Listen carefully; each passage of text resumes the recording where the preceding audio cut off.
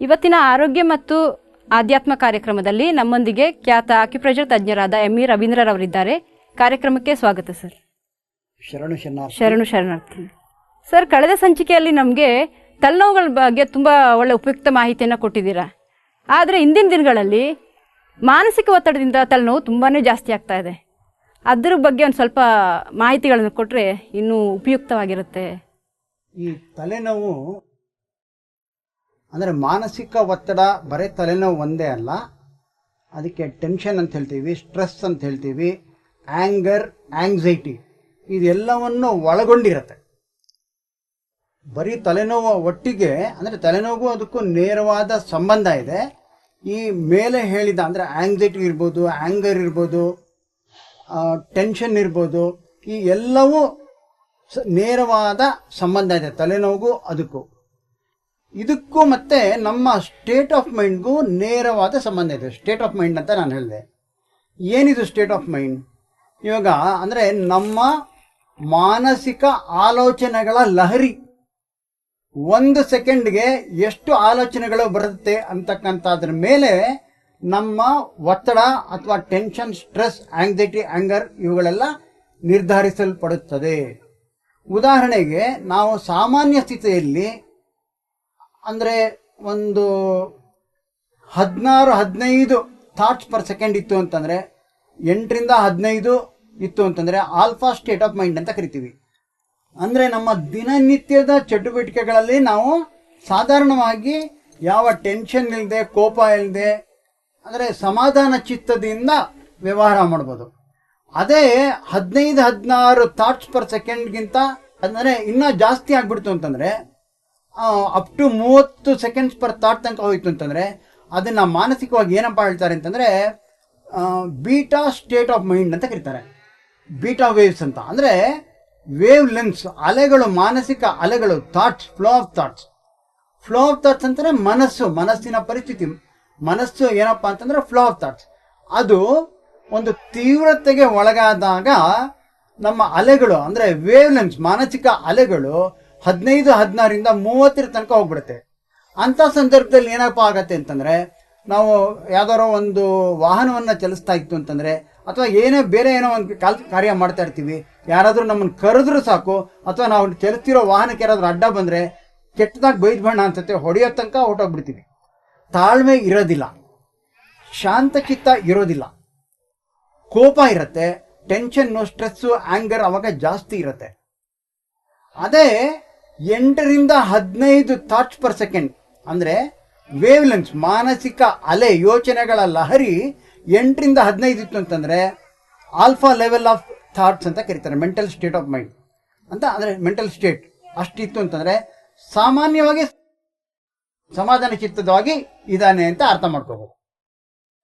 ಆವಾಗ ಅಂಥ ಸಂದರ್ಭದಲ್ಲಿ ಏನಪ್ಪ ಅಂತಂದರೆ, ಯಾರಾದ್ರು ನಾವು ಅಂದರೆ ವೆಹಿಕಲ್ ಡ್ರೈವ್ ಮಾಡ್ತಾ ಇದ್ದರೆ, ವಾಹನ ಚಲಿಸ್ತಾ ಇದ್ದಾಗ, ಅಥವಾ ಬೇರೆ ಯಾವುದೇ ಸಂದರ್ಭದಲ್ಲಿ ಯಾರಾದರೂ ನಮಗೆ ಅಂದರೆ ರಿಯಾಕ್ಟ್ ಮಾಡಿದಾಗ ಅಥವಾ ಬೈದಾಗ ನಾವು ಅಷ್ಟೇನು ಅಂದರೆ ಖಿನ್ನರಾಗೋದಿಲ್ಲ ಅಥವಾ ರಿಯಾಕ್ಟ್ ಮಾಡೋದಿಲ್ಲ, ಕೋಪಗೊಳ್ಳೋದಿಲ್ಲ, ಹೋಗಪ್ಪ ಅಂತ ಸುಮ್ಮನೆ ನಾವು ಅಷ್ಟೇನು ತಲೆ ಕೆಡಿಸ್ಕೊಳ್ಳೋದಿಲ್ಲ. ಅದೇ ನಾವೇನಾದರೂ ನಮ್ಮ ಮಾನಸಿಕ ಸ್ಥಿತಿ 4ರಿಂದ 7 ವೇವ್ ಲೆನ್ಸ್ ಅಂತಂದರೆ ಮಾನಸಿಕ ಯೋಚನಾ ಲಹರಿ ಥಾಟ್ಸ್ ಪರ್ ಸೆಕೆಂಡ್ ಇತ್ತು ಅಂತಂದರೆ ಅದನ್ನು ಥೀಟಾ ಸ್ಟೇಟ್ ಆಫ್ ಮೈಂಡ್ ಅಂತ ಕರೀತಾರೆ. ಅಂದರೆ ಯಾರು ಬಹಳ ಸಮಾಧಾನ ಚಿತ್ತದಿಂದ ಜಪ ತಪಗಳನ್ನು ಮಾಡ್ತಾರೆ, ತಪಸ್ಸನ್ನು ಮಾಡ್ತಾರೆ, ಮನಸ್ಸನ್ನು ಕೇಂದ್ರೀಕೃತ ಮಾಡ್ತಾರೆ, ಸ್ತಬ್ಧಗೊಳಿಸ್ತಾರೆ, ಅಂಥವ್ರಿಗೆ ಅಂದರೆ ಮೆಡಿಟೇಟಿವ್ ಮೈಂಡ್ ಅಂತ ಕರೀತಾರೆ. ಯಾರು ಮೆಡಿಟೇಷನ್ ಮಾಡ್ತಾರೋ ಅಂಥವ್ರ ಮಾನಸಿಕ ಪರಿಸ್ಥಿತಿ ಈ ಥೀಟಾ ಸ್ಟೇಟ್ ಆಫ್ ಅಫೇರ್ಸಲ್ಲಿರುತ್ತೆ. ಅಂಥ ಒಂದು ಮಾನಸಿಕ ಸ್ಥಿತಿಯಲ್ಲಿದ್ದಾಗ ಯಾರು ನಮ್ಮನ್ನು ಜೋರಾಗಿ ಬೈದರೂ ಕೂಡ ನಾವು ಡಿಸ್ಟರ್ಬ್ ಆಗಲ್ಲ. ಯಾರೋ ನನ್ನನ್ನು ಏನೋ ಕೆಟ್ಟದಾಗಿ ಬೈತಾರೆ, ರಾಸ್ಕಲ್ ಅನ್ಬೋದು, ಇನ್ನೇನೋ ಅನ್ಬೋದು, ಆದರೆ ನಾನು ರಾಸ್ಕಲ್ ಥರ ಬಿಹೇವ್ ಮಾಡಲ್ಲ. ನನ್ನ ಪಾಡಿಗೆ ನಾನು ಭಾಳ ಶಾಂತವಾಗಿರ್ತೀನಿ. ಅದಕ್ಕೂ ಕೆಳಗಡೆ ಡೆಲ್ಟಾ ಸ್ಟೇಟ್ ಆಫ್ ಮೈಂಡ್ ಅಂತ ಒಂದಿದೆ. ಇಂಗ್ಲೀಷ್ನಲ್ಲಿ ಡೆಲ್ಟಾ ಅಂತಂದರೆ ನದಿ ಸಮುದ್ರವನ್ನು ಸೇರ್ತಕ್ಕಂತಹ ಜಾಗಕ್ಕೆ ಡೆಲ್ಟಾ ಅಂತ ಕರೀತಾರೆ.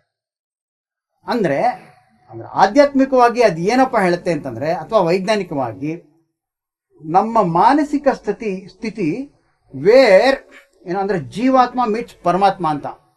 ಅಂದರೆ ನಮ್ಮ ಮಾನಸಿಕ ಸ್ಥಿತಿ ಶೂನ್ಯ ಆಗ್ಬಿಟ್ಟಿರುತ್ತೆ, ನೋ ಮೈಂಡ್ ಸ್ಟೇಟ್. ಅಂದ್ರೆ ವಿಶ್ವಕಾಂತದ ಶಕ್ತಿ ಅಥವಾ ಹೊರಗಿನ ಪ್ರಪಂಚದ ಅಂದ್ರೆ ನಿಯಂತ್ರಿಸಲ್ಪಡ್ತಕ್ಕಂತಹ ವೇವ್ಲೆಂತ್ ಇದೆ, ಶಕ್ತಿಯ ಹರಿವಿದೆ, ಅದಕ್ಕೆ ಸಮನಾಗಿರುತ್ತೆ. ಆದಿಗೆ ಸಮಾಧಿ ಸ್ಥಿತಿ ಅಂತ.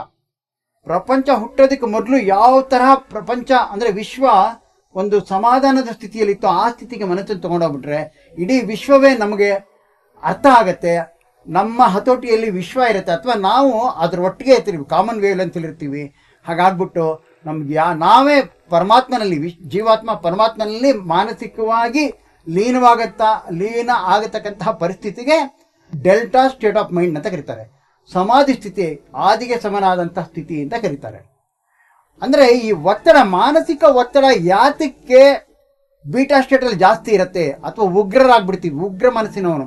ಅಂದ್ರೆ ಮಕ್ಕಳು, ನಾನು ಸುಮಾರು ಜನ ನೋಡಿದ್ದೀನಿ, ಅಂದ್ರೆ ಸಣ್ಣ ಪುಟ್ಟ ಈಗ ಅಂದ್ರೆ ಮಾನಸಿಕ ಅಸಮತೋಲನೆ ಇರ್ತಕ್ಕಂತಹ ಮಕ್ಕಳು, ಅಥವಾ ಬೇರೆ ಯಾರೇ ಮಾತಾಡಿದ್ರೆ ಸಾಕು ಜೋರ್ ಮಾಡೋದು, ರೌಡಿಯಿಸಮ್ ಮಾಡೋದು, ಒಂಥರ ಒಂದು ಸ್ಥಿಮಿತದಲ್ಲಿ ಇರಲ್ಲ.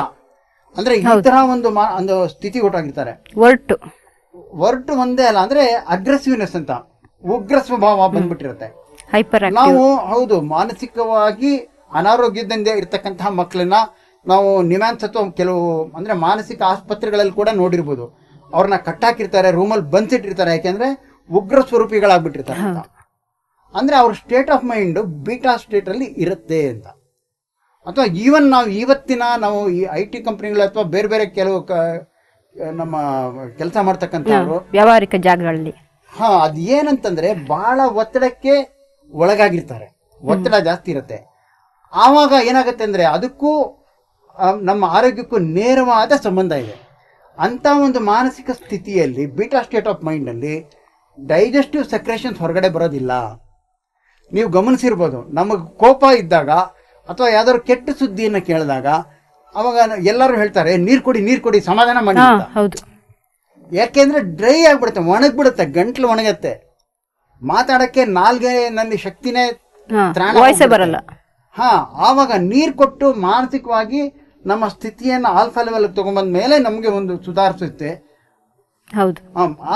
ಅಂದ್ರೆ ಒಂದು ಸ್ಥಿಮಿತಕ್ಕೆ ಬರುತ್ತೆ. ನಾವು ಬೀಟಾ ಸ್ಟೇಟ್ ಆಫ್ ಮೈಂಡ್ ಅಲ್ಲಿ ಊಟ ಮಾಡಬಾರ್ದು. ಯಾತಕ್ಕೆ ಅಂತಂದ್ರೆ ಡೈಜೆಸ್ಟಿವ್ ಸೆಕ್ರೇಷನ್ ಬಂದಿರಲ್ಲ, ಸಲೈವರಿ ಗ್ಲ್ಯಾಂಡ್ಸ್ ಸಲೈವಾನ ಎಂಜಲನ್ನ ಉತ್ಪತ್ತಿ ಮಾಡಕ್ ಆಗೋದಿಲ್ಲ. ಈ ಡೈಜೆಸ್ಟಿವ್ ಸಿಸ್ಟಮ್ ಅಲ್ಲಿ ಅಂದ್ರೆ ಜೀರ್ಣಶಕ್ತಿಯ ಈ ಒಂದು ವ್ಯವಸ್ಥೆಯಲ್ಲಿ ಸಲೈವಾ ಈಸ್ ದಿ ಕಿಂಗ್ ಅಂತ ಹೇಳ್ಬೋದು, leader of the digestive system ಅಂತ. ಅಂದ್ರೆ ನಾವು ಎಷ್ಟು ಈ ಸಲೈವವನ್ನು ಉತ್ಪತ್ತಿ ಮಾಡ್ತೀವೋ ಅದೇ ಪ್ರಮಾಣದಲ್ಲಿ ಬೇರೆ ಎಲ್ಲ ಡೈಜೆಸ್ಟಿವ್ ಸೆಕ್ರೇಷನ್ಸ್ ಅಂದ್ರೆ ಜೀರ್ಣಶಕ್ತಿಗೆ ಬೇಕಾಗಿರ್ತಕ್ಕಂತಹ ಎಲ್ಲ ರಸಗಳು ಅದು ಅದೇ ಪ್ರಮಾಣದಲ್ಲಿ ಉತ್ಪತ್ತಿ ಆಗೋದ್ರಿಂದ ಬಾಯಲ್ಲಿ ನಾವು ಯಾವಾಗಲೂ ಸಲೈವ ಇರೋ ಹಂಗೆ ನೋಡ್ಕೋಬೇಕು ಊಟ ಮಾಡ್ಬೇಕಾದ್ರೆ.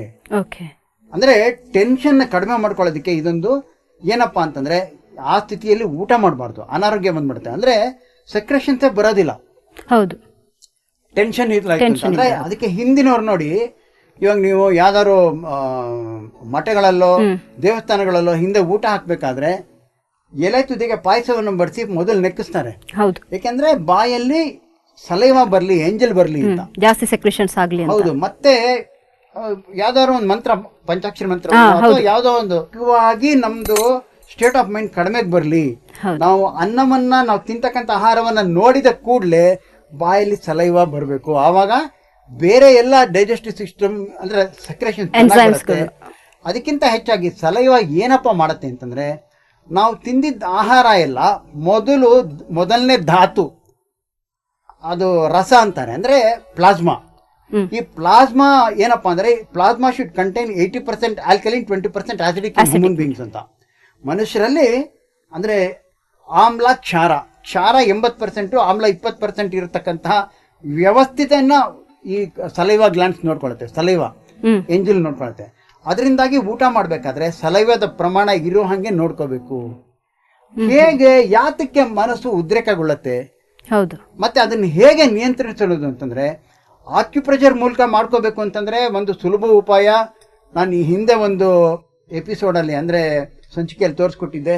ನಮ್ಮ ಕಿರುಬಳಿನ ಕೆಳಗಡೆ ಈ ಅಂದ್ರೆ ರಿಸ್ಟ್ ಅಂತ ಮಣಿಕಟ್ಟು ಅಂತ ಏನ್ ಹೇಳ್ತೀವಿ, ಈ ಭಾಗದಲ್ಲಿ ಜೋರಾಗಿ ಒತ್ತಡ ಕೊಡೋದ್ರಿಂದ, ಬೆರಳಿನಿಂದ ಆಗ್ಬೋದು, ಯಾವ್ದಾದ್ರು ಬ್ಲಡ್ ಇನ್ಸ್ಟ್ರೂಮೆಂಟ್, ಪೆನ್ನು ಪೆನ್ಸಿಲ್ ತಗೊಂಡು ಕೂಡ ಜೋರಾಗಿ ಹೀಗೆ ಒತ್ತಡ ಕೊಡೋದ್ರಿಂದ 2 ರಿಂದ 3 ನಿಮಿಷ ಕೊಡೋದ್ರಿಂದ ಮಾನಸಿಕ ಸ್ಥಿತಿ ಸ್ವಲ್ಪ ಸ್ಥಿಮಿತದಲ್ಲಿ ಬರುತ್ತೆ. ಅಥವಾ ಮೆಡಿಟೇಷನ್ ಕೂಡ ಮಾಡೋದ್ರ ಮೂಲಕ, ಇದಕ್ಕೆ ಒಂದು ಸರಳವಾದ ಮೆಡಿಟೇಷನ್ ಇದೆ. ಅದೇನಪ್ಪ ಅಂತಂದ್ರೆ ಕಣ್ಮುಚ್ಕೊಂಡು ನಮ್ಮ ಯೋಚನೆಯನ್ನ, ಅಂದ್ರೆ ಥಾಟ್ಸ್ ಅಂತ ಏನ್ ಹೇಳ್ತೀವಿ, ಅದನ್ನ ನಾವು ಗಮನಿಸ್ಬೇಕು. ಕಣ್ಮುಚ್ಕೊಂಡು ನಮ್ಮ ಥಾಟ್ಸ್ ನಾವು ಗಮನಿಸ್ತಿದ್ರೆ we have to watch our thought. ಅವಾಗ thoughts will drop. Mind becomes no mind, cool ಆಗ್ಬಿಡುತ್ತೆ. ಮೈಂಡ್ ಅಂದ್ರೆ ವೇವ್ ಲೆಂತ್ ಹೊರಟೋಗುತ್ತೆ. When we watch our thought, frequency of mind will come down, thoughts will drop. ಇನ್ನೊಂದು ಇದಕ್ಕೆ ಎಲ್ಲದಕ್ಕಿಂತ ಈ meditation ಏನಪ್ಪ ಉಪಯೋಗ ಅಂತಂದ್ರೆ, ನಮಗೆ ಗೊತ್ತಾಗುತ್ತೆ ನಾವು ನಮ್ಮ ಮನಸ್ಸನ್ನ ಗಮನಿಸ್ತಾ ಇದ್ದೀವಿ, ವಾಚ್ ಮಾಡ್ತಾ ಇದ್ದೀವಿ. ಹೌದು, ವಿಟ್ನೆಸ್ ಅಂತ ಕರೀತಾರೆ, ವಿಟ್ನೆಸ್ ಕಾನ್ಶಿಯಸ್ನೆಸ್. ಅದೇ ನಮ್ಮ ಅರಿವು. ನಾವು ಅಂದ್ರೆ ಅದನ್ನ ನಾವು ನಮ್ಮ ಅರಿವು ನೋಡ್ತಾ ಇದೆ, ಪ್ರಜ್ಞಾಪೂರ್ವಕವಾಗಿ ನಮ್ಮ ಮನಸ್ಸನ್ನು ನೋಡ್ತಾ ಇದೆ. ಆ ಪ್ರಜ್ಞೆ ಎಲ್ಲ ಜೀವಿಗಳಲ್ಲೂ ಇರುತ್ತೆ. ಹೌದು, ಪ್ರಜ್ಞೆ ಅಂದ್ರೆ ನಾವು ಮನಸ್ಸು ಅಲ್ಲ ಅನ್ನೋದು ಗೊತ್ತಾಗುತ್ತೆ. ಇಲ್ಲದೆ ಇದ್ರೆ ಏನಾಗತ್ತೆ ಅಂತಂದ್ರೆ ಮನಸ್ಸು ನಮ್ಮ ಮೇಲೆ ನಿಯಂತ್ರಣ ಇಟ್ಕೊಂಡ್ಬಿಡುತ್ತೆ, ಗ್ರಿಪ್ ಇರುತ್ತೆ. ಆದ್ರೆ ನಾವು ಯಾವಾಗ ಮನಸ್ಸನ್ನು ಗಮನಿಸ್ತೀವೋ, ನಾವು ಬೇರೆ ಮನಸ್ಸು ಬೇರೆ ಅನ್ನೋದು ಗೊತ್ತಾಗತ್ತೆ. ಮನಸ್ಸು ಸ್ತಬ್ಧ ಆಗತ್ತೆ. ಅಂದ್ರೆ ಸ್ಟೇಟ್ ಆಫ್ ಮೈಂಡ್ ಬೀಟಾ ಇಂದ ಆಲ್ಫಾ ಅಥವಾ ಥೀಟಾ ತನಕ ತಂದ್ಬಿಡ್ಬೋದು ಮೆಡಿಟೇಷನ್ ಇಂದ. ಅದಕ್ಕೆ ನಮ್ಮ ಹಿಂದಿನ ಎಲ್ಲ ಋಷಿಮುನಿಗಳು, ಜ್ಞಾನಿಗಳು, ಗುರುಗಳು ಯಾತಕ್ಕೆ ಮೆಡಿಟೇಷನ್ ಮಾಡಿ ಅಂತಾರೆ? ನಮ್ಮ ಮಾನಸಿಕ ಮತ್ತು ಆಧ್ಯಾತ್ಮಿಕ ಆರೋಗ್ಯವನ್ನ, ಸ್ವಾಸ್ಥ್ಯವನ್ನ ಕಾಪಾಡ್ಕೊಳ್ಳೋದಕ್ಕೆ ಇದು ಬಹಳ ಸರಳವಾದ, ಉತ್ತಮವಾದ ಉಪಾಯ. ಪ್ರತಿಯೊಬ್ಬರು ಇದನ್ನ ಕಲಿಲೇಬೇಕು. ಇದು ಕಲಿಯೋದ್ರಿಂದ ಮಾನಸಿಕವಾಗಿ ಇವಾಗ ಏನಪ್ಪ ಒಂದು ಅಡ್ವಾಂಟೇಜ್ ಅಂದ್ರೆ, ಎಂತ ಕ್ಲಿಷ್ಟಕರವಾದ 10 ಕೆಲಸ ಹೇಳಿ ನಾನು ಸಮಾಧಾನ ಚಿತ್ತದಿಂದ ಮಾಡ್ತಕ್ಕಂಥ ಸ್ಥೈರ್ಯ ಬರುತ್ತೆ. Multi tasking. ಅದರಿಂದ ಮೆಡಿಟೇಷನ್ ಮಾಡೋದ್ರಿಂದ ಅದನ್ನ ಅಂದ್ರೆ ಟೆನ್ಷನ್ ಆಗಲಿ, ಸ್ಟ್ರೆಸ್ ಆಗಲಿ, ಇದನ್ನ ಬಹಳ ಮಟ್ಟಿಗೆ ನಿವಾರಣೆ ಮಾಡ್ಬೋದು. ಆಕ್ಯುಪ್ರೆಷರ್ ಇಂದ ಕೂಡ ಬಹಳ ಸುಲಭವಾಗಿ, ನಾನು ಈಗಾಗಲೇ ಹೇಳಿದಂಗೆ, ಮಣಿಕಟ್ಟಿನ ಕಿರುಬೆರಳಿನ ನೇರವಾಗಿ ಇರ್ತಕ್ಕಂಥ ಬಿಂದುವಿನಲ್ಲಿ ಜೋರಾಗಿ 3 ನಿಮಿಷ ಒತ್ತಡ ಕೊಡೋದ್ರಿಂದ ನಿಯಂತ್ರಿಸ್ಕೊಳ್ಬೋದು. ಇನ್ನೂ ಕೆಲವು ತೀವ್ರತರವಾದ ಕಾಯಿಲೆ ಇತ್ತು ಅಂತಂದ್ರೆ ಆಕ್ಯುಪ್ರೆಷರ್ ಪದ್ಧತಿಲಿ ಅದಕ್ಕೆ ಉಪಾಯ ಇದೆ, ಚಿಕಿತ್ಸೆ ಇದೆ. ಅದನ್ನು ನಮ್ಮನ್ನ ಸಂಪರ್ಕಿಸ್ತು ಅಂತಂದ್ರೆ ಅದಕ್ಕೆ ಸೂಕ್ತವಾದ ಮಾರ್ಗದರ್ಶನ, ಚಿಕಿತ್ಸೆಯನ್ನ ಕೊಡಲ್ಪಡುತ್ತದೆ. Okay, thank you sir. ಇನ್ನು ನೆಗಡಿ, ಸಾಮಾನ್ಯ ಶೀತ ಈ ನಡುವೆ ತುಂಬಾನೇ ಕಾಮನ್ ಕಾಯಿಲೆ ಅದು. ಅದಕ್ಕೆ ಕೂಡ ಆಕ್ಯುಪ್ರೆಷರ್ ಅಲ್ಲಿ ಸಾಮಾನ್ಯ ರೋಗಗಳಿಗೂ ಟ್ರೀಟ್ಮೆಂಟ್ ಮಾಡಬಹುದಾ? ಇವಾಗ ಉದಾಹರಣೆಗೆ ನೆಗಡಿಗೆ ಅಂತಂದ್ರೆ, ಅಂದ್ರೆ ಇವಾಗ ನೀವು ಹೇಳಿದಂಗೆ ಕಾಮನ್ ಡಿಸೀಸ್, ಸಾಮಾನ್ಯವಾಗಿ ಕಾಯಿಲೆ. ಇದಕ್ಕೆ ಏನಪ್ಪ ಉಪಾಯ ಅಂತಂದ್ರೆ, ನಮ್ಮ ಮೂಗಿನ ಹೊಳ್ಳೆ ಇಲ್ಲಿದೆ ಪಕ್ಕ, ಇಲ್ಲಿ ಅದರ ಬಿಂದು ಇದೆ. ಅಂದ್ರೆ ನೆಗಡಿಗೆ ಸಂಬಂಧಪಟ್ಟತಕ್ಕಂತಹ ಆಕ್ಯುಪ್ರೆಷರ್ ಬಿಂದು ಇಲ್ಲಿರೋದ್ರಿಂದ ನಾವು 2 ಬೆರಳುಗಳಲ್ಲಿ, ಕಿರುಬೆರಳಾದ್ರೆ ಉತ್ತಮ, ಯಾವ್ದೋ 2 ಬೆರಳುಗಳಲ್ಲಿ ಈ ಮೂಗಿನ ಹೊಳ್ಳೆಯ ಪಕ್ಕ ಬೆರಳನ್ನ ಇಟ್ಟು ಒತ್ತಡ ಕೊಡಬೇಕು. ನಾನು ಈಗಾಗಲೇ ಹೇಳಿದಂಗೆ ಕ್ಲಾಕ್ ವೈಸ್ ಅಲ್ಲಿ ಪ್ರೆಷರ್ ಕೊಡೋದು, ಪ್ರದಕ್ಷಿಣೆ ಅಪ್ರದಕ್ಷಿಣೆ ತರ 1 ಸೆಕೆಂಡ್ಗೆ ಒಂದಾವರ್ತಿ 30 ಬಾರಿ ಪ್ರದಕ್ಷಿಣೆ, 30 ಬಾರಿ ಅಪ್ರದಕ್ಷಿಣೆ, clockwise anticlockwise ಮಾಡಿದ್ರೆ 1 ನಿಮಿಷ ಆಗುತ್ತೆ. ಅಂದ್ರೆ 2 ರಿಂದ 3 ನಿಮಿಷ ಮಾಡೋದ್ರಿಂದ ಅದು ಎಂತದೇ ನೀರ್ ಸೋರ್ತಾ ಇರ್ಲಿ, ಸೀನ್ ಬರ್ತಾ ಇರ್ಲಿ, ಖಂಡಿತ ನಿಲ್ಲತ್ತೆ. ಅಂದ್ರೆ ಊಟ ಮಾಡ್ಬೇಕಾದ್ರೆ ಖಾರ ಪದಾರ್ಥ ತಿಂದ್ಕೊಳ್ಳೆ ಶೀತ ಬರುತ್ತೆ, ಯಾವಾಗ ಬೇಕಾದ್ರೆ. ಮತ್ತೆ ಸೈನಸ್ ಅಂತ ಏನ್ ಹೇಳ್ತೀವಿ ಅಂದ್ರೆ, ಸೈನಸ್ ಅಂತಂದ್ರೆ ಮೂಗು ಮತ್ತೆ ಕಿವಿಗಳ ಚರ್ಮದ ಒಳಗಡೆ ಇರ್ತಕ್ಕಂತಹ ಖಾಲಿ ಜಾಗ ಅಥವಾ ಕಿಂಡಿ ಅಂತ ಕರೀತಾರೆ. ಅದ್ರಲ್ಲಿ ಸಾಮಾನ್ಯವಾಗಿ ಏನಾಗುತ್ತೆ ಅಂತಂದ್ರೆ, ಚಳಿಯ ವಾತಾವರಣದಲ್ಲಿ ಅಲ್ಲಿ ನೀರ್ ಸೇರ್ಕೊಂಡ್ಬಿಡುತ್ತೆ. ನೀರ್ ಸೇರ್ಕೊಂಡ್ಬಿಟ್ಟು ಸ್ವಲ್ಪ ಇಲ್ಲಿ ಪಫಿನೆಸ್ ಅಂತ ಕರೀತಾರೆ, ಇಲ್ಲಿ ಒಂಥರ ಮೃದುತ್ವ, ಒಂದು ಸ್ಪಂಜ್ ಮುಟ್ಟಿದಂಗ ಆಗತ್ತೆ. ಅಂದ್ರೆ ಅದು ತಲೆನೋವು ಬಂದ್ಬಿಡ್ಬೋದು, ಬೇರೆ ಅನೇಕ ಅಡಚಣೆಗಳು ಮತ್ತೆ ಸ್ವಾಸ್ಥ್ಯ ಹಾಳಾಗತ್ತೆ. ಅದನ್ನ ಕೂಡ ಈ ಪಾಯಿಂಟ್ ನಿಂದ ಸರಿ ಮಾಡ್ಕೋಬಹುದು. ಒಂದೇ ಬಿಂದು ಅದಲ್ಲದೆ 2 ಈ ಮಧ್ಯದ ಬೆರಳು ಮತ್ತೆ ತೋರ್ ಬೆರಳು, ಮೊದಲನೇ 2ನೇ ಈ ಫ್ಯಾಲೆಂಜಸ್ ಅಂತ ಏನ್ ಕರಿತೀವಿ, ಈ ಜಾಗದಲ್ಲಿ ನಿಯಮಿತವಾಗಿ ಒತ್ತಡ ಕೊಡೋದ್ರಿಂದ ಹೀಗೆ 1 ರಿಂದ 2 ನಿಮಿಷ ಅಥವಾ 3 ನಿಮಿಷ ಈ ತರ ಇವೆರಡು ಬೆರಳುಗಳಿಗೆ ಒತ್ತಡ ಕೊಡೋದ್ರಿಂದ ಥಂಡಿ ನೆಗಡಿ ನಿವಾರಣೆ ಆಗತ್ತೆ. ಚೆನ್ನಾಗಿ ತುಂಬಾ 2 ರಿಂದ ಸಿಂಪಲ್ 3 ಆಗಿ ನಿಮಿಷ, ಹಾ? ತುಂಬಾ ಸಿಂಪಲ್ ಆಗ್ಲಿ ಆವಾಗ್ಲೇನೆ ಗುಣ ಆಗುತ್ತೆ. ತಕ್ಷಣನೇ ಗುಣ ಆಗ್ಬಿಡುತ್ತೆ. ಇದರ ಜೊತೆಗೆ ಅಕಸ್ಮಾತ್ ಏನಾದ್ರು ಸೈನಸ್ ಇತ್ತು ಅಂತಂದ್ರೆ ಹಾ.